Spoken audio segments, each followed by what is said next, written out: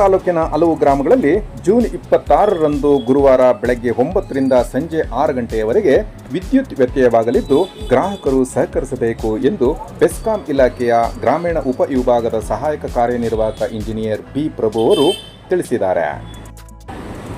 ದಿನಾಂಕ 26ರಂದು ಗುರುವಾರ 66/11 ಕೆವಿ ಜಂಗಮಕೋಟೆ ವಿದ್ಯುತ್ ಉಪಕೇಂದ್ರದಲ್ಲಿ ತ್ರೈಮಾಸಿಕ ನಿರ್ವಹಣಾ ಕಾರ್ಯವನ್ನು ಕೈಗೆತ್ತಿಕೊಂಡಿರುವುದರಿಂದ ಸದರಿ ವಿದ್ಯುತ್ ಉಪಕೇಂದ್ರದ ಮೂಲಕ ವಿದ್ಯುತ್ ಸರಬರಾಜಾಗುವ ಎಣ್ಣಂಗೂರು, ಹೊಸಪೇಟೆ, ಬೈರ್ಸಂದ್ರ, ನಾಗಮಂಗಲ, ಜಂಗಮಕೋಟೆ, ಸುಗುಟೂರು, ಬಳವನಹಳ್ಳಿ, ವೆಂಕಟಾಪುರ ಮತ್ತು ಸುತ್ತಮುತ್ತಲಿನ ಗ್ರಾಮಗಳಲ್ಲಿ ದಿನಾಂಕ 26/6/25ರಂದು ಬೆಳಗ್ಗೆ 9 ರಿಂದ ಸಂಜೆ 6 ಗಂಟೆಯವರೆಗೆ ವಿದ್ಯುತ್ ವ್ಯತ್ಯಯವಾಗಲಿದ್ದು ಗ್ರಾಹಕರು ಸಹಕರಿಸಬೇಕೆಂದು ಕೋರಿದ್ದಾರೆ.